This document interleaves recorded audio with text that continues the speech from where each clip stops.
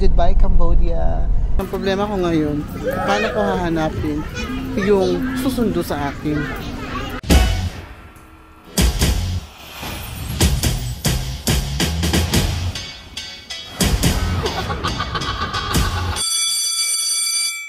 Hello guys! I am scheduled for 2 p.m. van going to Bangkok, Thailand.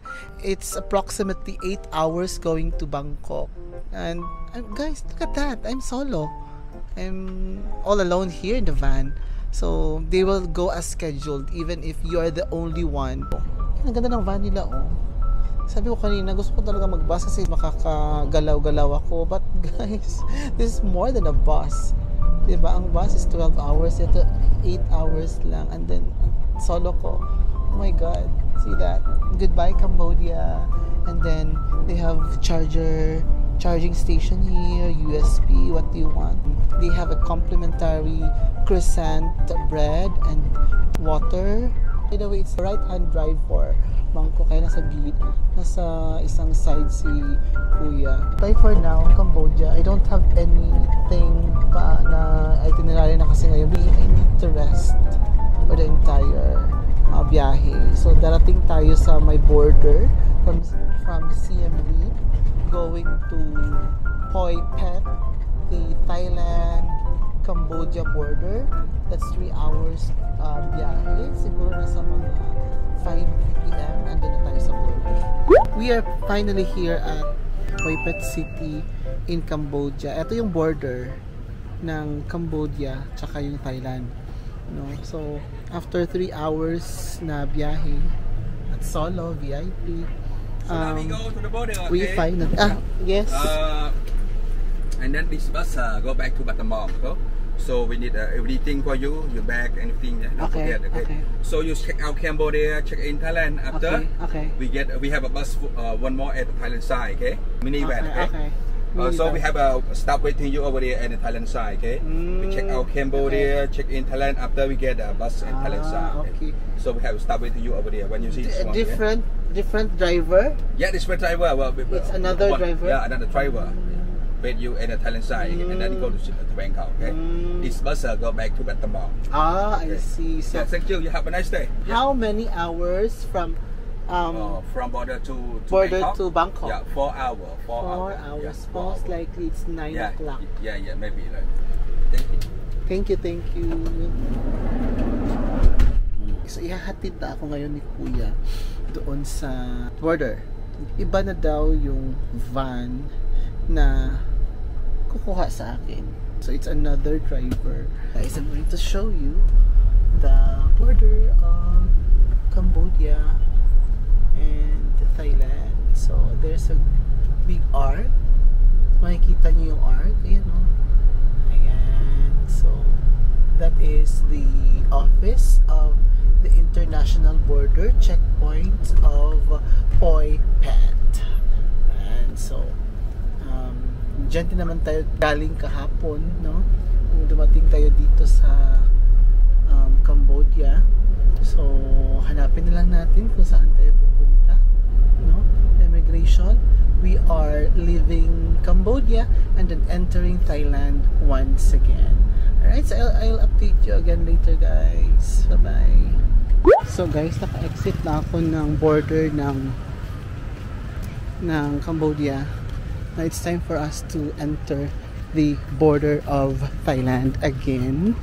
Ang daming mga kyota dito, oh. We're going home, back home from school. So hello. Kyota.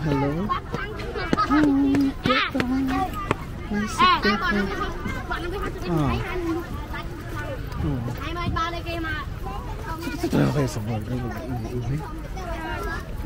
Aranya pa.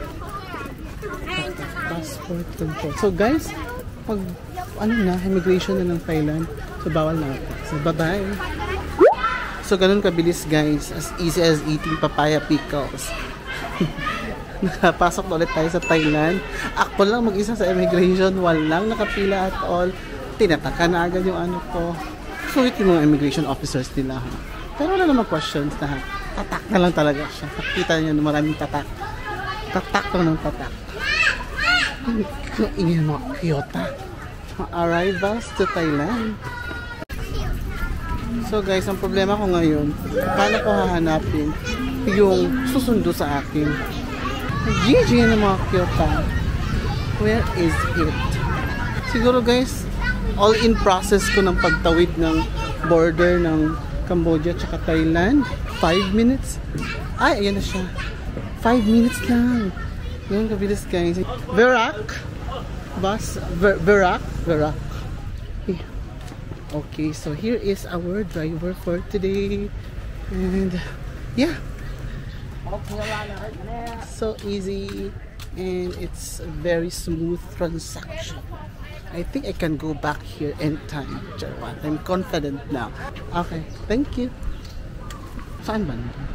Exit. Okay. Exit. Verak. I think ito yung Vet Express Travel Mart Bangkok guys. So, let's see. Ay, ito Verak. Hi. Here? Yeah. Okay. You want to get something before the way? Normally we have a break 15-20 minutes. Okay, where can I buy some stuff? Yes, we have Mini Mart over there. Okay. And 7-Eleven at the corner. Oh, where's the 7-Eleven? Yeah, you go to the corner and turn left 5 meters. You know there's KFC here. Where is it? KFC in the front side of that building, first floor. Yeah, you just go to the corner, turn right. Okay. You will see KFC upstairs. Oh, I see. Can I bring food inside the van? Yes. Okay, thank So you can go order KFC, you can go buy it. But make it take away, okay? Okay, take away. Thank you. Salamat. Salamat. Oh, we are going to buy some stuff. Binigyan niya ako ng 15 minutes break para bumili ng mga kung anik-anik. So, nakita ko kasi may KFC dito. So, I am curious din kung ano yung lasa ng KFC. Diba? Ayun yung KFC. So, I can see the KFC there. Over there, KFC. Kasi I still have 55,000 real. I need to spend this. Okay, so order na ako guys. Hindi ko na alam kung tatanggapin nila yung real ko. Sana tanggapin. 55,000. 55,000. Equivalent yung mga 800 pesos. 800 pesos na equivalent niya. So guys, unfortunately, hindi tumatanggap yung KFC ng Cambodian Riel. Yung 50,000 Cambodian Riel ko, pinapalitan ko kay kuya, tumayag naman siya. Ipapalit daw siya ng Riel tsaka baht. Yun na lang guys. Gaya kami ngayon, ng mga 6 PM, most likely darating kami ng Thailand na mga 9. We are now leaving Cambodia. Hindi ko na tinapos yung food ko kanina, so I'll have to finish it while on the road. Checking nga pala ako dun sa Khao San Road in Bangkok, Thailand. Okay, so we're still at the terminal. Parang magpa-finalize pa nila ng mga bagay-bagay kung ano yung mga dadalhin nila and whatsoever. So I have few people pala with me. Hindi ako mag-isa sa biyahe na to. Okay, that's good na hindi ako mag-isa sa biyahe na to. So meron mga like two of them or three of them na kasama sa akin. Dalawa lang pala. Mag-asawa ako sila. So guys, update ko kayo later once I get to Khao San Road in Bangkok, Thailand. So guys, andito na ako ngayon sa may Khao San Road. Dito din ako naka-check-in sa may Nap Park. Yung parang siya, parang Indian owned na hostel. 600 pesos per night. Okay na din. Tapos malapit na siya dito sa may food street.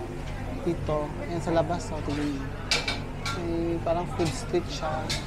Isang mahabang food street. Napabili ako ng oras ng mga insektong prito. Kaya ito siya guys. Yung binili ko. Ayan o. Kita nyo ba? Yung mga uod. Ito uod. Then, merong mga maliit na palaka. Diba?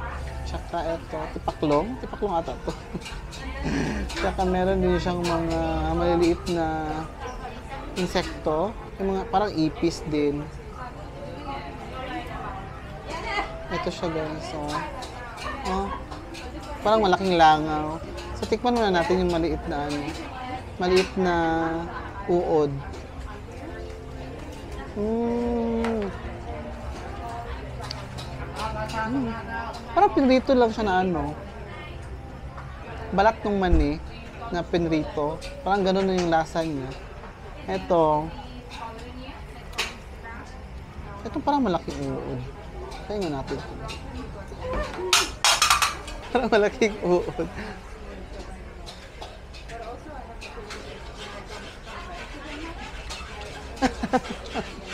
Wala siyang laman sa loob, guys. Walang laman, oh. Hindi naman siya malansa or whatsoever.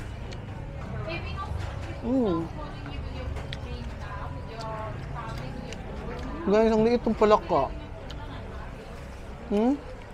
Tadpole pa ata ito eh. This time. Crispy. Yung parang fried chicken. Tapos fried chicken, yung parang namumuo ng mga malulutong-lutong na naiwan sa kawali. Yung mga gano'n. Ganun yung lasa niya. Hindi naman siya masarap. Pero hindi naman siya malansa. So for the experience, okay lang. Kasi ang dami nito. Hindi ko mauubos ata ito. Uod. Ito. So nag-order ako ng pad thai. Egg pad thai. Is it egg pad thai? Egg pad thai? Okay. Close muna natin ito, guys. Ubusin na natin ito later. Pero I don't think mauubos ko to. Parang masarap sa pang pulutan. Ganun. Pero, I don't think mauubos ko siya. Pero, 100 baht kaya isang lahat na ng klase ng mga ano. So, nag-order ako dito sa restaurant nila ng pad thai. Egg pad thai.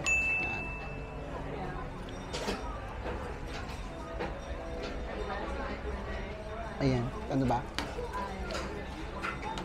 Tikman natin ngayon yung egg pad thai nila. So, meron siyang parang mani. Itong bite, ito parang mani. Tapos, yung pansit, yung mga toge. Tapos, may parang scrambled egg. Kaya egg pad thai yung tawag sa kanya. And then, meron din siya yung lime dito na i-mix mo sa kanya. So, let's try pad thai. Okay. Squeeze muna natin yung lemon, guys.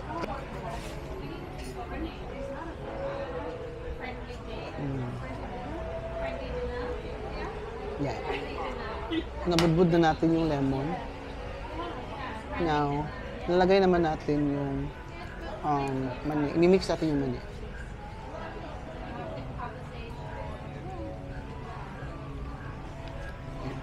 Bango. Bango niya. So, try natin yung pad thai. Yan. Medyo mainit pa siya, guys. Kakaluto lang. Masarap. Yummy. Masarap yung noodles niya. Yung flat na noodles. Ang sarap ng texture niya, guys. Yung flat na noodles.